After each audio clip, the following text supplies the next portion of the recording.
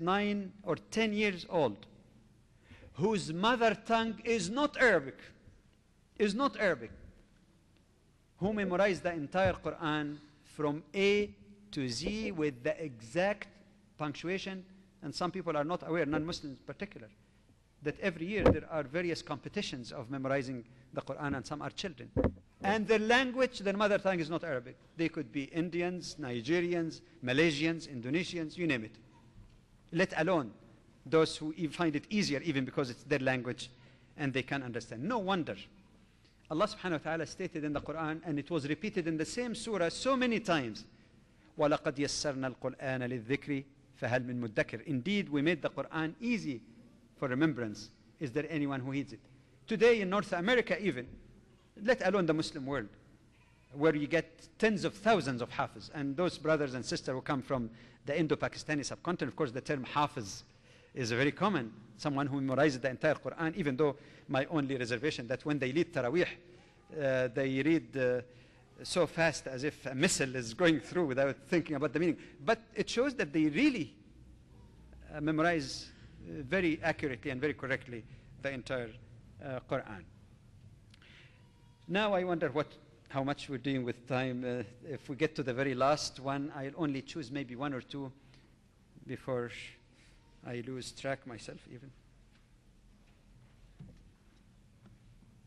About the objections, and I left that open because I didn't know which ones we're going to deal, but with your permission, assuming that you can keep awaking for a few more minutes, I just address 2 points.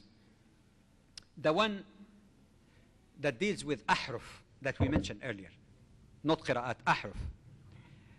And related to that issue, of course, is an objection that you hear about in written form and speeches by critics of the Quran, that Uthman must have burned other versions of the Quran, so we don't know really what was there in the Quran. So there were other Qur'ans in plural, and Uthman chose one of those Qur'ans and burned the other, so we don't know really if we have the complete Quran available. This is one issue.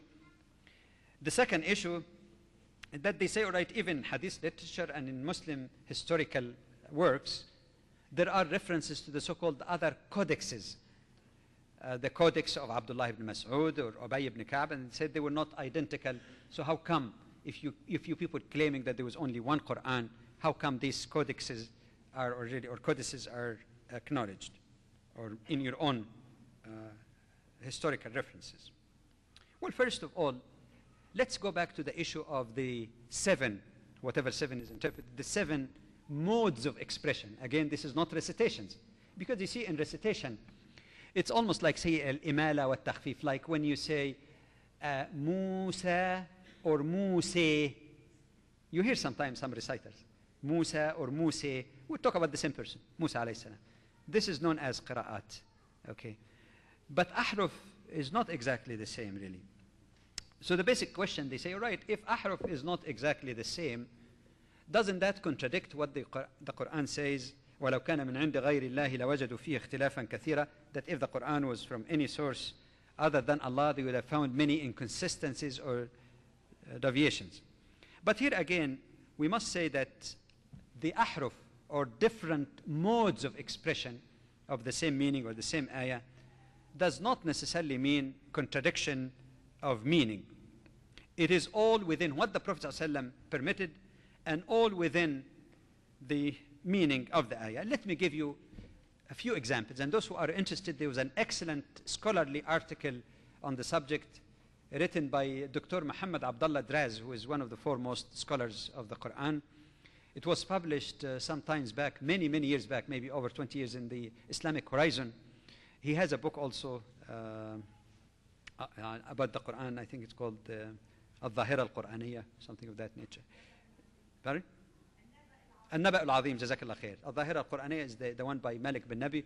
Muhammad Abdullah Draz. Al-Naba' Al-Azim is an excellent volume on the subject. But let me just give a few examples. Take one of the expressions like as-sirat. In some of the Arabian tribes, they are used to read it with sad. this is the more common one that we read now. اهدنا الصراط المستقيم. صاد. Some of them are not familiar with this صراط. To them it is الصراط with sin. But both of them refer exactly to the identical meaning, means the way. اهدنا الصراط.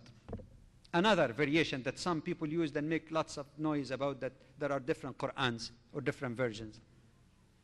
And when the Quran speaks about the day of judgment, about what will happen to the mountains, وَتَكُونُ الْجِبَالُ كَالْعِهْنِ الْمَنْفُوشِ.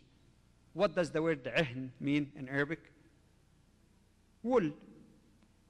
Some tribes are not familiar with that at all. They were allowed to read it as suf. Suf and عِهْن in English both means wool. This is a sort of alternative way of expression.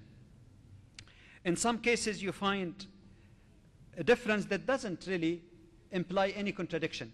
When you read, for example, حتى إذا استيأس الرسل وظنوا أنهم قد كذبوا. When the messengers reach a point of desperation and they think that they have been belied. In some of the other modes of expression, ظنوا أنهم قد كذبوا, which also give the same meaning. But again, some of us might wonder, why again was that allowed? Why didn't the Prophet insist on everybody reciting and memorizing the Quran according to the way he expressed it, being a Qurashite himself? But like we said earlier, it is something that was needed at that time to make it easy for people, especially for elders. You see, when you get a child to teach them, you can teach them, all right, the Qurashite mode of expression. But how about people who became adult already? How could they grasp that in the short time that is available? So the focus in the mind of the Prophet ﷺ, which was also guided by Allah, because this modes of expression, or ahruf, was not his own invention. It was also through Jibreel who allowed some of those variations. So the idea or focus here was to understand the Quran, because the record is already kept in writing and memorization in the tongue of Quraysh as uttered by the Prophet ﷺ. But then the question that some people say, did what Uthman did really constitute interference or destruction of evidence that could have been useful otherwise to discern and examine objectively the preservation of the Quran? And the answer is no. Number one, when Islam spread in different parts of the world, some who accepted, the masses of those who accepted Islam were non-Arabs. What difference does it make for the non-Arab whether you ask them to recite the Quran in this mode or that? Just to simplify the question. Suppose you don't know a word of French, okay? You're starting to learn the French language. Does it make much difference to you whether you are taught classical French or Quebecan style of French? Get my point? It doesn't make any difference for you because you're non-Arab. You're not French speaking. You're not born with this as your mother tongue.